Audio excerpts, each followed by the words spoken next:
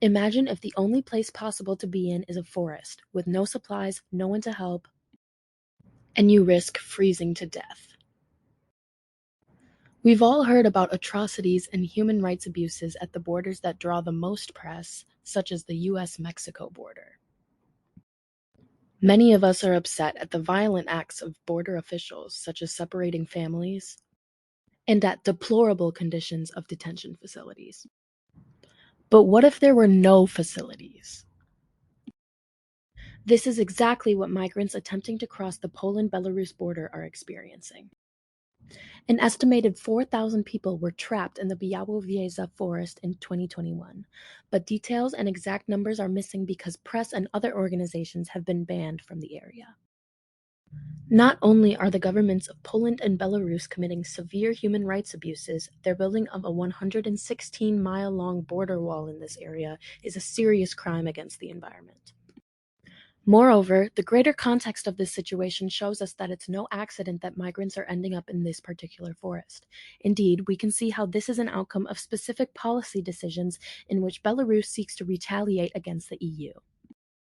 In other words, this crisis is one part of a greater geopolitical game that leaders have been playing in Eastern Europe. The history of EU-Belarusian relations helps explain why there is a migration crisis taking part in this particular forest and how migrants are caught in the crossfire between EU-aligned Poland and Russian-aligned Belarus. The European Union has been dealing with a migration crisis for a long time now. While many European countries can be held accountable for creating the conditions in the Middle East that drive contemporary migration into the EU, leaders like Alexander Lukashenko are likewise exacerbating the problem by weaponizing migration within a geopolitical conflict that is playing out between the EU and countries within Russia's sphere of influence. For example, the EU has placed economic sanctions against Belarus because of Lukashenko's authoritarian ways. In return, Lukashenko encouraged refugees and migrants to enter the EU via his borders. The government collaborated with travel agencies to fly migrants into the country and gave them visas. Migrants who arrived in Belarus were even given instructions on how and where to trespass to cross the border.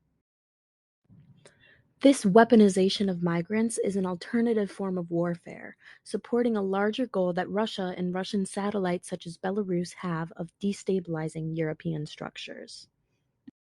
Since Belarus is politically aligned with Russia and Poland is more politically aligned with Western powers in the EU, Poland has largely represented the EU's political and economic interests within the migration crisis. All throughout the EU, fear of migrants and anti-migrant rhetoric is on the rise, and anti-immigration policies are the priority of Poland's leading party. This party, titled the Law and Justice Party, mirrors other right-wing parties that are gaining momentum all throughout Europe. Russia holds some responsibility for this, as they have supported right-wing campaigns all over Europe that have promised to fight against migration and have sponsored disinformation campaigns demonizing migrants and painting them as criminals, rapists, and terrorists, which is also a strategy to cause disruption in the EU and to polarize society. As Poland was overwhelmed by a large influx of migrants, most of which are Middle Eastern refugees, the nation declared a state of emergency that included imposing an exclusionary zone throughout a large strip of land between the border. The name comes from the fact that it was made a crime for press, aid groups, and civil society to enter this zone, or for anyone to help refugees stranded inside.